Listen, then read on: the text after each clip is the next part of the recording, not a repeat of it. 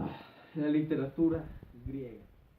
Si realmente estamos hablando de exponentes literarios importantes, tenemos que tener en cuenta a la literatura griega, especialmente en todo el ámbito de sus mitos. Algo realmente increíble e importante, a lo cual metieran todas sus fantasías de imaginación para crear tan grandes historias. En este caso a mí me ha tocado narrar acerca del mito de Orfeo y Eurídice. Pocas palabras para describir el mito, yo lo llamaría un amor que terminó realmente mal, que terminó en tragedia, demostrándonos que en realidad no todo lo que tenemos durará para siempre. Entonces, para poder entender todo esto, tenemos que comenzar desde el inicio del mito. Orfeo era un rey de un pequeño pueblo, si nosotros podríamos llamarlo así, en el cual existía una tremenda sequía. La gente moría de hambre, no existía nada bueno por lo que vivir ahí, pero de repente nuestro personaje Orfeo comienza a tocar su lira, dando su música, la gente lo escucha, se acerca y baila al son de su música. Parecía que hasta las raíces de los árboles y sus hojas se movían y se andariaban contra el aire mediante las notas de sus canciones, tocaban los oídos de las personas. Es ahí cuando en ese momento de repente, tal cual un milagro, comienza a caer lluvia desde el cielo, y para aquellas personas era lo mejor que les pudo haber pasado, era la salvación para todo su sufrimiento. Después de esto nos encontramos con nuestro personaje Orfeo caminando por el bosque entre escondrijos, hierbajos, plantas y flores, hasta de repente llegar a un árbol, en el cual siente algo extraño y decide acercarse y tocar su flauta al lado de este. Es ahí cuando de repente de aquel árbol, de la manera más extraña, sale Eurídice, una ninfa de la madera, un personaje realmente importante, y es que si es que hay que explicarlo, el único amor que Orfeo tendrá en su vida. Es en este momento cuando todo parecía estar feliz, ambos se amaban, era un amor realmente bueno y se iban a de ella, de regresar al lugar del que había salido. Es ahí cuando de repente comienza a ser perseguida por el hermano de Pan. No es que él quisiera hacerle daño ni otra cosa, simplemente que él era un personaje entregado al placer. Sin embargo, mientras ella caminaba por todo el bosque, corría, tratando de alejarse de él, es mordida por una víbora, muriendo prácticamente al instante. Y para cuando Orfeo había llegado a donde su amada, ya era demasiado tarde. La tomó en brazos y la llevó de vuelta al pueblo, en el cual advirtió a la gente que desde aquel momento no iba a haber más música. Ya no valía la pena, no había por qué tocar, si es que aquella personaje, el único amor que él tenía, había muerto. Sin embargo, cuando se comenzaba a quemar su cuerpo para que todo terminara, es ahí cuando se acerca el hermano de Pan y le cuenta que por qué no trata de revivirla, que no deja que ella muera.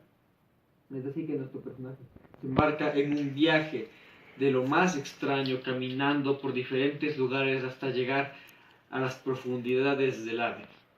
Caminó por un largo tiempo hasta llegar finalmente al mar de las almas. Es ahí donde se encuentra con la barca que se llevaría al otro lado.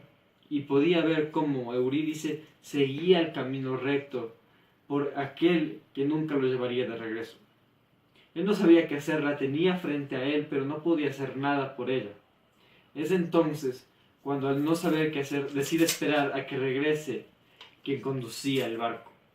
Es entonces cuando nuestro personaje decide embarcarse por el infierno, por el mar Estigia.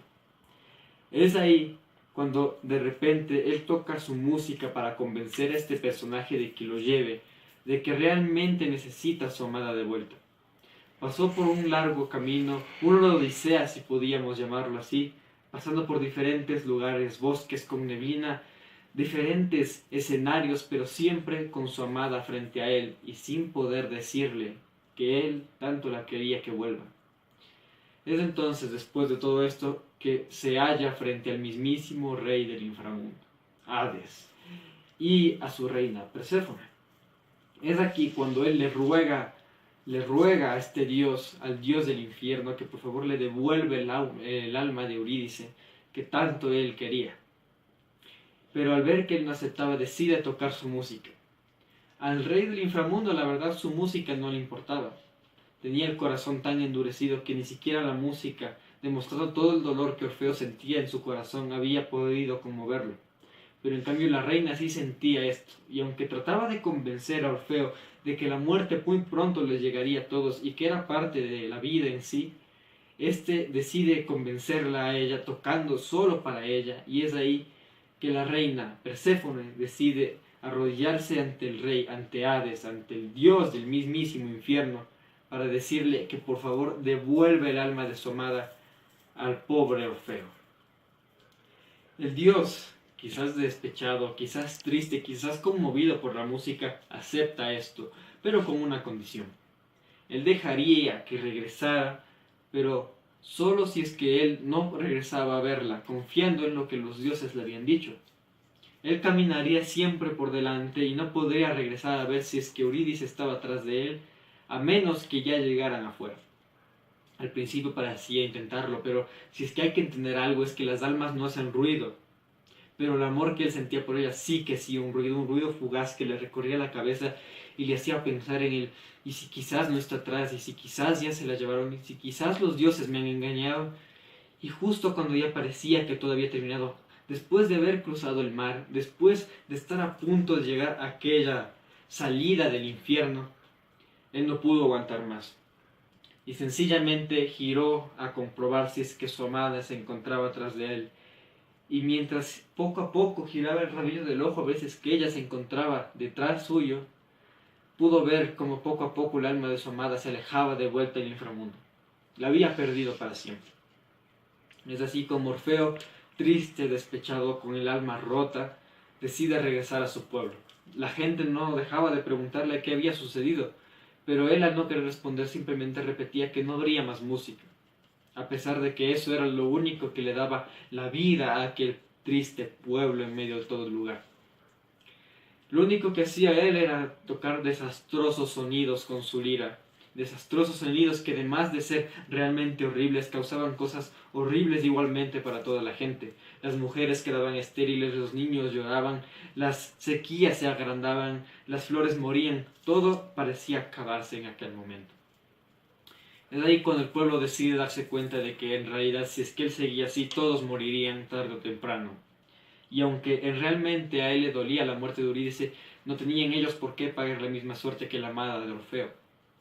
Es así que las mujeres del lugar deciden coger y acorralar a este hombre, a este personaje, y con sus herramientas comienzan a golpear el suelo hasta matarlo y cortarlo en trozos y pedazos, tirando después sus restos al mar y que sigan un camino que nadie podría saber a dónde se dirigían.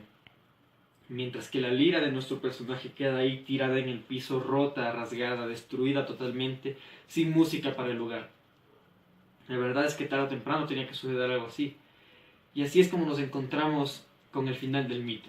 Realmente algo muy importante de destacar de esto, la manera en la que está redactado, la calidad que le pusieron los griegos para explicar el dolor que realmente tiene que sentir un amado al saber si es que la mujer que tanto quiere está detrás o no detrás de él, aunque no pueda sentirla ni oírla. Que la música dentro del corazón es mucho más fuerte que la música que escuchas en tus oídos, y que con cada paso que das realmente la necesidad de saber si es que está o no está atrás de ti es o no es verdad. Realmente tenemos que decir que este mito es realmente importante en la mitología y es realmente un exponente importante para entender la tragedia que estos personajes tenían. Bueno, con esto he terminado la narración del mito de Orfeo y Eurídice. Yo soy Raúl Salazar de Primero de Bachillerato D. Muchas gracias.